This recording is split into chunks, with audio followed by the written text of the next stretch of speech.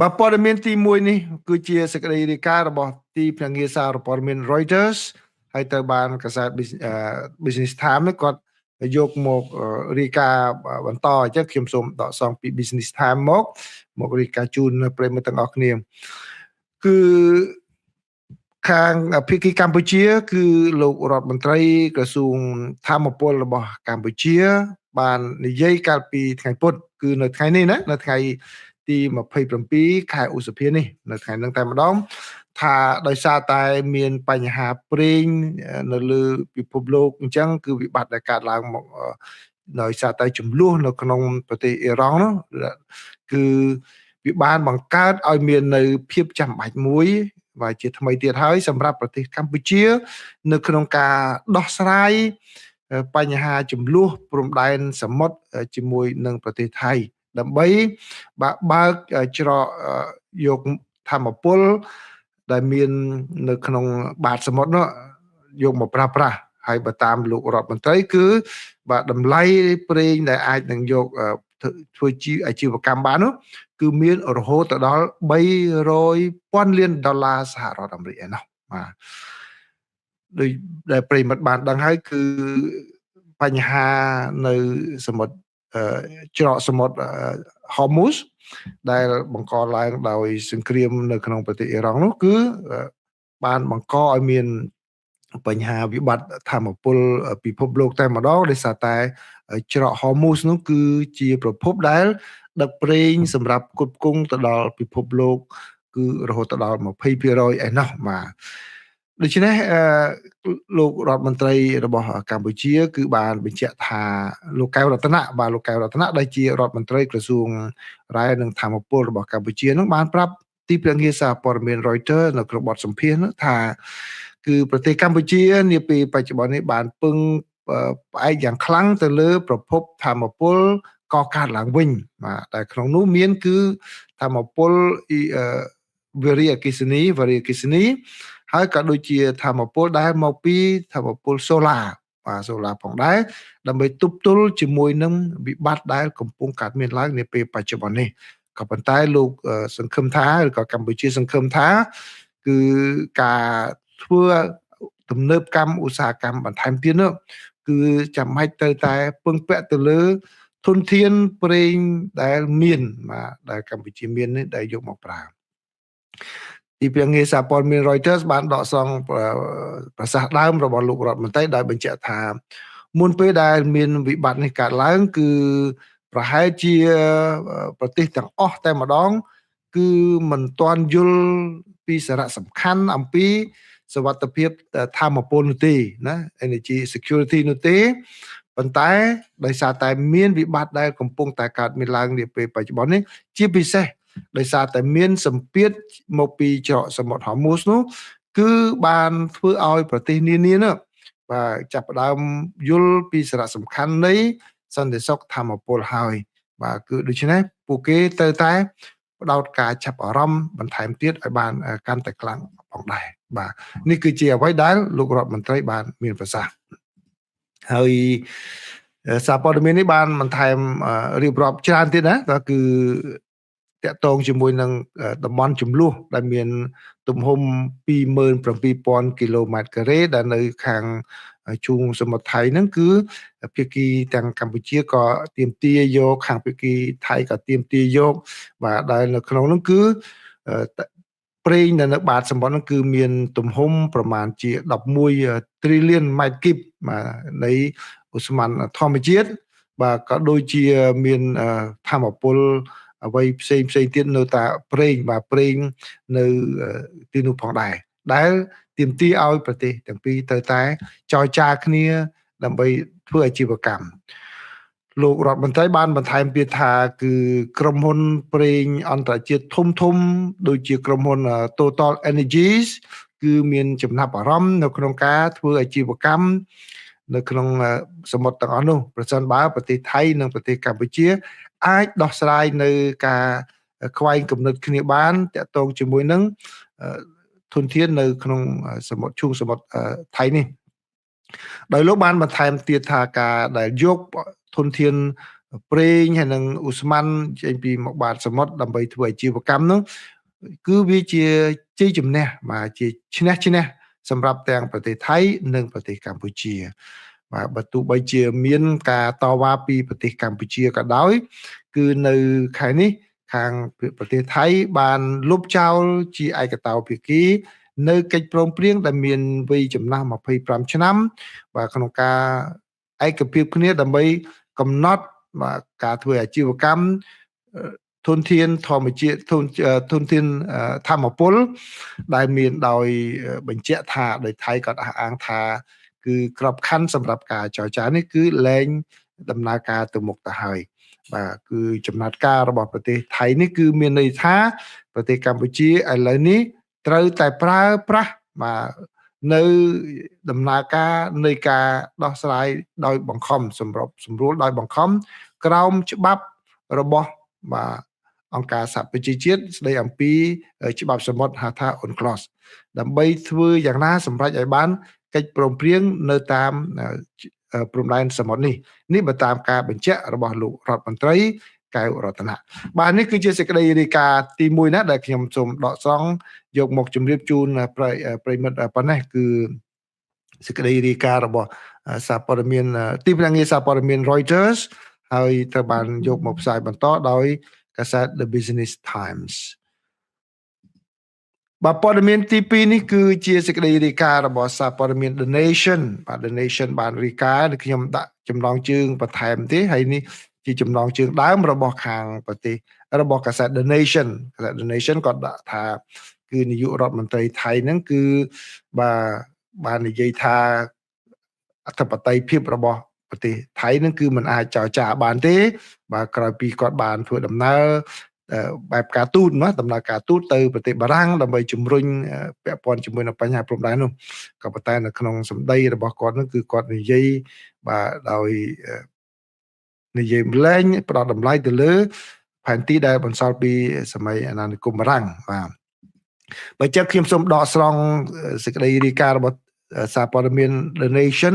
ដែលទើបតែចេញផ្សាយមុននេះបន្តិចមកជម្រាបជូនប្រិយមិត្តទាំងអស់គ្នានាយករដ្ឋមន្ត្រីថៃលោកអនុทิនឆាន់វីរគុលបានបញ្ជាក់យ៉ាងច្បាស់នៅជំហររបស់ប្រទេសថៃតាក់ទងជាមួយនឹងអធិបតេយ្យភាពទឹកដីរបស់ប្រទេសថៃដោយបានប្រកាសថាផែនទីសម័យអាណានិគមគឺដែលប្រើមាត្រដ្ឋាននោះដែលត្រូវបានប្រទេសកម្ពុជាប្រើប្រាស់ក្នុងការផ្ដល់ការទាមទារបញ្ហាព្រំដែនរបស់ខ្លួននោះគឺលែងមានតម្លៃទៀតហើយសម្រាប់រដ្ឋបាលរបស់ថៃនៅពេលនេះបាទភាសាអង់គ្លេសដែលកាសែតនេះប្រើក៏ប្រើថា no longer exist បាទអញ្ចឹងគឺបានន័យថាលែងមានទៀតហើយបាទប៉ុន្តែដល់ពេលពាក្យខ្មែរថែមឲ្យវាមានណែងណៅទៀតគឺលែងមានតម្លៃទៀតហើយដោយបាននិយាយប្រាប់អ្នកសារព័ត៌មាននៅក្បែរក្នុងអំឡុងពេលនៃការធ្វើដំណើរទៅដល់ចូលរួមនៅក្នុងពិព័រណ៍មួយនៅក្នុងប្រទេសថៃដែលហៅថា Thai Fex នោះឆ្នាំ Asia ឆ្នាំ2026នាយករដ្ឋមន្ត្រីបានបង្ហាញអំពីលទ្ធផលលម្អិតនៃដំណើរបេសកកម្មការទូតជាន់ខ្ពស់តែម្ដងនាពេលថ្មីនេះរបស់លោកទៅប្រទេសបារាំងដែលនៅទីនោះគឺលោកបានជួបចរចាកម្រិតខ្ពស់តែម្ដងជាមួយនឹងប្រធានាធិបតីបារាំងលោក Emmanuel Macron ហើយនឹងមន្ត្រីសំខាន់ផ្សេងទៀតនៅឯទីស្នាក់ការរបស់អង្គការ UNESCO នៅក្នុងប្រទេសបារាំងគោលបំណងសំខាន់នៃបេសកកម្មនេះគឺដើម្បីបញ្ជាក់អំពីការយល់ច្រឡំជាអន្តរជាតិពាក់ព័ន្ធជាមួយនឹងបញ្ហាព្រំដែនរបស់ប្រទេសថៃហើយក៏ដូចជាបានលើកឡើងនៅចំនួននាពេលថ្មីនេះតាមបណ្ដោយព្រំដែនរវាងប្រទេសកម្ពុជានិងប្រទេសថៃពាក់ព័ន្ធនឹងខ្សែបន្ទាត់ព្រំដែនចំណុចទី1គឺពាក់ព័ន្ធជាមួយនឹងការខុសគ្នានៃផែនទីនៅបញ្ហាដែលសំខាន់គឺតាក់ទងជាមួយនឹងក្របខ័ណ្ឌនៃការប្រើប្រាស់បាទផែនទីដើម្បីកំណត់ព្រំដែនរវាងប្រទេសទាំងពីរបាទជាប្រវត្តិសាស្ត្រប្រទេសកម្ពុជាបានពឹងផ្អែកទៅលើផែនទីដែលបន្សល់ពីសម័យអាណានិគមបារាំងដែលបានគូសដោយឈរទៅលើមាត្រដ្ឋាន មួយលើ200,000នេះបើតាមការបញ្ជាក់របស់នាយករដ្ឋមន្ត្រីថៃគឺលោកបានបដិសេធចោលទាំងស្រុងតែម្ដងនៅការប្រើប្រាស់នេះបាទនេះបើតាមការរាយការណ៍របស់កាសែត The Nation ហើយកាសែត The Nation បានដកស្រង់សម្ដីដើមរបស់លោកអនុทิនដែលខ្ញុំសូមបកប្រែបន្តពីអង់គ្លេសមកខ្មែរបាទគឺលោកអនុทิនបានមានប្រសាសន៍ថាប្រទេសថៃប្រកាន់ខ្ជាប់យ៉ាងតឹងរ៉ឹងចំពោះប្រព័ន្ធបច្ចេកទេសដែលបានបង្កើតឡើងរបស់យើងនិងការសន្និដ្ឋានទ្វេភាគីដែលមានស្រាប់បាទឬក៏ការបញ្ចប់ទ្វេភាគីដែលមានស្រាប់សំណើពីភាគីខាងក្រៅតាក់ទងនឹងផែនទីប្រវត្តិសាស្ត្ររបស់បារាំងមិនមានឥទ្ធិពលទេចំពោះប្រទេសថៃមាត្រដ្ឋាន1លើ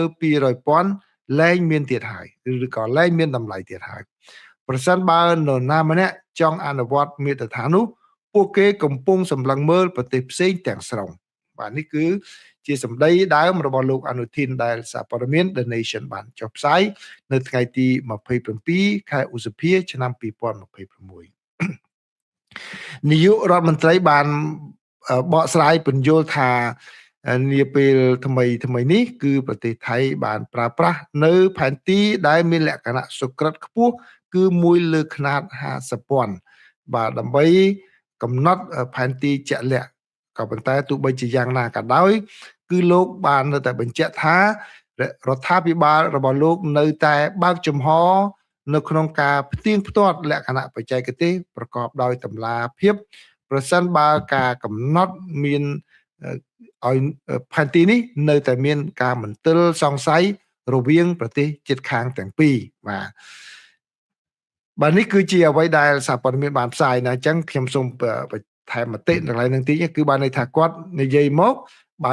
ដូចជាខ្លាំងប៉ុន្តែបិទទៅវិញដោយបាទទុកច្រកដែរបាទអញ្ចឹងបានន័យថាសម្រាប់ខ្ញុំយល់ថានេះជាវោហារសាស្ត្រនយោបាយរបស់គាត់ដើម្បីអ្នកស្ដាប់របស់គាត់នៅក្នុងប្រទេសច្រើនជាងបាទអញ្ចឹងណាបាទអញ្ចឹងយ៉ាងណាក៏ដោយគឺបើកាលណាគាត់ឈរលើផែនទីខ្នាត50,000នេះគឺបើជារឿងមួយដែលកម្ពុជាទៅតវ៉ាដើម្បី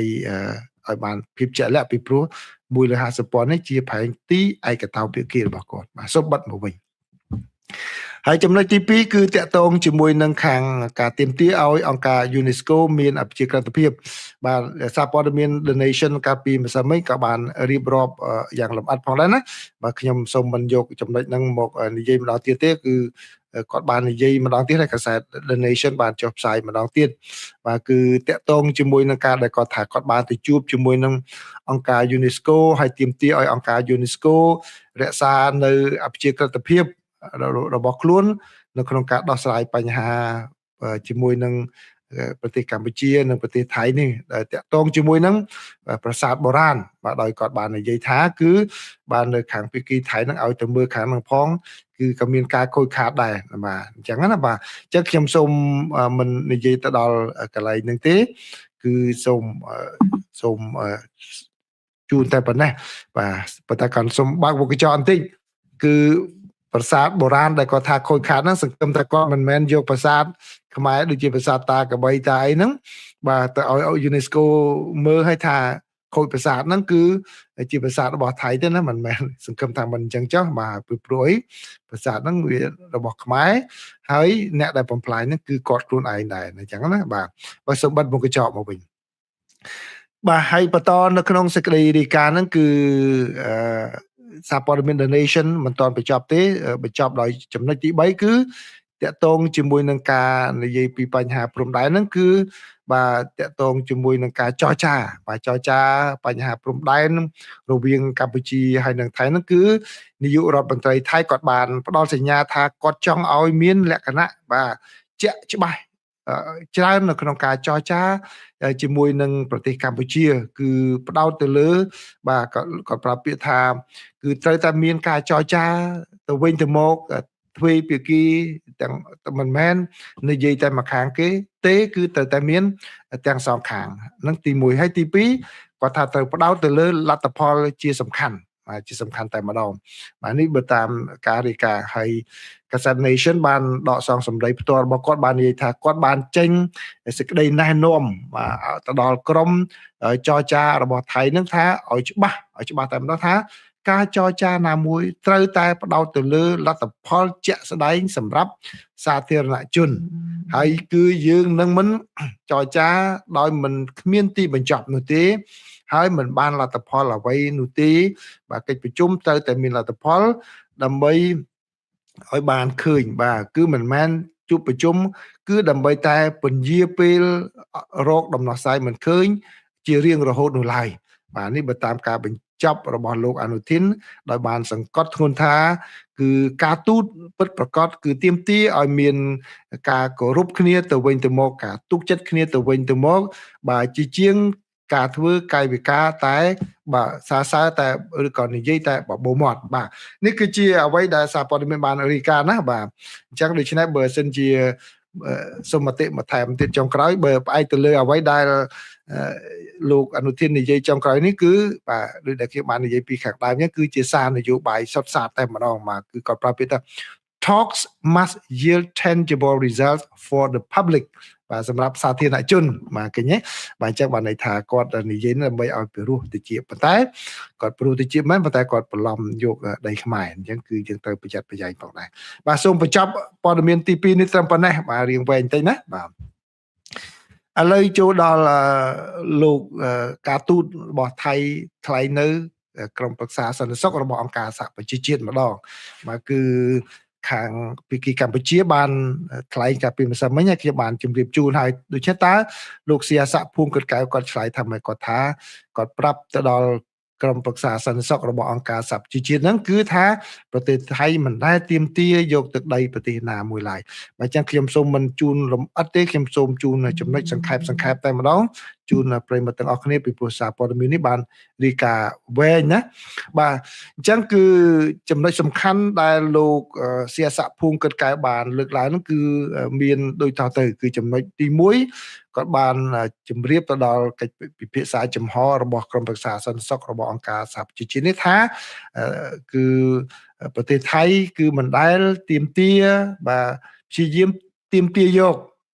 ទឹកដីនៃប្រទេសដទៃណាមួយឡើយបាទនេះគឺចំណុចទី1ដែលគាត់និយាយអញ្ចឹងណាបាទហើយចំណុចទី2គាត់និយាយថាសេចក្តីប្រកាសដែលគាត់ធ្វើនេះគឺជាការឆ្លើយតបដោយផ្ទាល់ទៅនឹងតំណាងរបស់ប្រទេសកម្ពុជាបាទគឺបានន័យថាលោករដ្ឋមន្ត្រីក្រសួងការបរទេសកម្ពុជាលោកប្រាក់សុខុនលោកបានថ្លែងនោះគឺដែលកម្ពុជានេះគឺបានលើកឡើងអំពីចំនួនរវាងកម្ពុជាហើយនិងថៃហើយនឹងបញ្ហាទឹកដីបាទក្នុងអំឡុងពេលកិច្ចប្រជុំហ្នឹងអញ្ចឹងប្រិមិត្តបានដឹងហើយគឺលោកប្រាក់សុខុនបានលើកឡើងអំពីបញ្ហាហ្នឹងវែងអញ្ចឹងសូមអញ្ជើញទៅអានចង់ដឹងលម្អិតទៅអានសេចក្តីសន្តរកថាដែលខាងក្រសួងគាត់បានចេះចុះផ្សាយខ្ញុំសូមមិនដកយកមកជម្រាបជូនប្រិមិត្តទេណាហើយចំណុចទី3ហ្នឹងគឺលោកសៀស័កគាត់បានបញ្ជាក់សង្កត់ធ្ងន់នៅទំនាក់ទំនងទ្វេភាគីរវាងប្រទេសទាំងពីរហើយនឹងការចម្រើនទៅមុខទៅលើបញ្ហាជាច្រើនតាក់ទងជាមួយនឹងការកំណត់ព្រំដែនខណ្ឌសីមារវាងប្រទេសទាំងពីរហ្នឹងគឺត្រូវដំណើរការទៅមុខត្រូវតែដំណើរការទៅមុខដោយគាត់បានបញ្ជាក់ថាកម្ពុជាហ្នឹងត្រូវតែឈប់ចោទប្រកាន់ប្រទេសថៃហើយនឹងធ្វើសកម្មភាពណាដែលមិនមានលក្ខណៈស្ថាបនានោះឡើយបាទហើយចុងក្រោយគឺគាត់បានបញ្ជាក់ថាគឺប្រទេសថៃមានការបដិញ្ញាចិត្តជាថ្មីម្ដងទៀតនៅក្នុងការគោរពតាមកិច្ចព្រមព្រៀងជប់បាញ់គ្នាជាមួយនឹងកម្ពុជាក៏ប៉ុន្តែគាត់បានសង្កត់ធ្ងន់ថាការដែលមានសន្តិភាពយូរអង្វែងគឺទាមទារឲ្យមានកិច្ចសហប្រតិបត្តិការដោយសុទ្ធចិត្តស្មោះស្ម័គ្របាទហើយនឹងគឺបញ្ឈប់នៅការប្រើប្រាស់វោហារសាសនាដែលមានលក្ខណៈមិនស្ថាបនានោះទេជាពិសេសប្រើប្រាស់នៅឯវេទិកាអន្តរជាតិដូចនេះបាទចឹងបានន័យថាគាត់ចង់យកដៃខ្ទប់មាត់រដ្ឋមន្ត្រីក្រសួងការបរទេសរបស់កម្ពុជាបាទចឹងនេះគឺជាសេចក្តីរាយការណ៍របស់សារព័ត៌មាន The Nation ណាដែលសង្ខេបខ្ញុំសូមសង្ខេបជូនប៉ុណ្ណឹងបាទពីព្រោះអីប្រិមិត្តយប់ទៅហើយណាបាទចឹងសូមអរគុណច្រើនបាទសម្រាប់អ្នកដែលចូលមកស្ដាប់ព័ត៌មានការចែករំលែក ព័ត៌មានអន្តរជាតិដែលខ្ញុំរៀបចំជូនប្រិយមិត្តនៅពេលនេះគឺបាទសូមចប់តែប៉ុណ្ណេះបាទសម្រាប់អ្នកនៅកម្ពុជារាត្រីសួស្តី